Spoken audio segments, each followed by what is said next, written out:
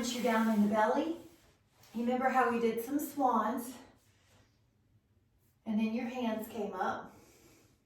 Now check your neck and hold for 10. Breathe in. Really good. I love it. Inhale. All right, lower down. Now the arms helped us. This time they're not. So we put our hands beside our hips, hands down, palms face down. Get ready, lift up your back, lift up your hands, lift up your toes. Your knees are probably off the ground too, but the legs are straight. You're not bending them to get them off the ground, right? Okay, when you breathe, you'll go a little higher. When you exhale, you might go a little lower, but you're not going to drop to the ground.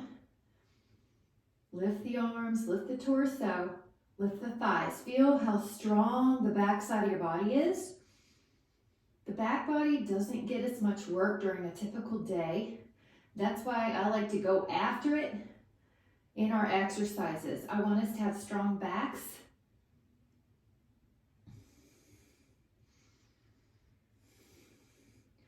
Now, when you recover, a hand can come underneath your jaw and your forehead. Lift up your knees and windshield wide. Looking good, guys. 4, 3. You could be a European or an American windshield wide. The legs can go together or they can cross. Whatever feels good. It's just a back release. It also helps the hip because we're internally, externally rotating the femur and the acetabulum. So I always want tricks for those body parts that people complain about. There is something you can do. So this is a neat little internal, external rotation exercise. Now we're going to take the legs down, and this time if you can interlace or tap one hand on top of the other, do that. So if you can do this, do it. If not, leave your hands beside your hips, come up, breathe in.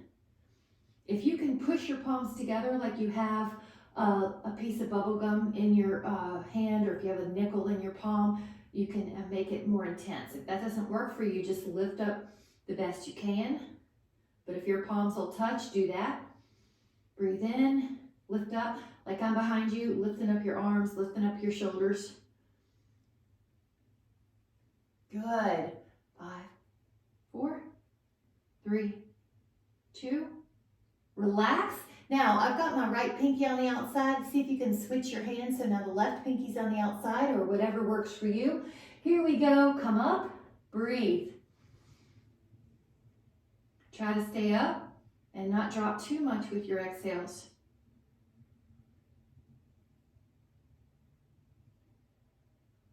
Your neck is easy.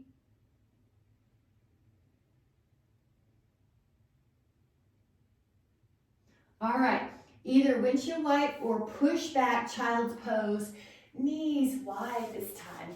When you do knees wide, it makes room for your belly to do a diaphragmatic breath. Knees wide this time. Breathe in fully and expand your belly. Diaphragmatic breath helps the parasympathetic system.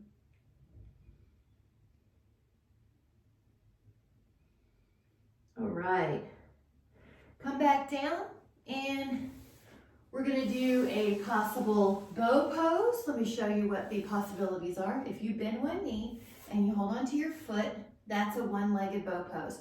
If you do a 2-foot position, that's bow pose, full bow pose. Now, the other possibility is you go back to this Shalabhasana where you lift up. So so you could do this, or you could be doing 1 or 2. So it's okay, we're going to do it twice. 10.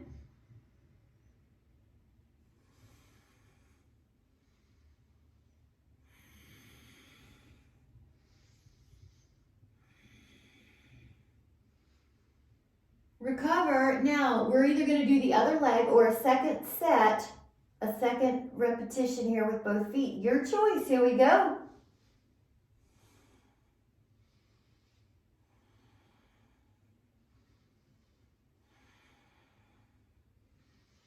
Full inhales, full exhales, and relax. All right, let's go back. Child pose. Now, this time, with your child's pose, walk your fingers over to one side. Now, keep walking, pinky far away from the hip. Relax your head, relax your neck. Now this is clamshell. Open up that armpit, but keep your fingers on the ground. Yep, breathe in. Exhale, close the clamshell, walk over to the other side, fingers walk, and hold. Let your fingers do the walking. Breathe in. Add a clamshell, open up that armpit.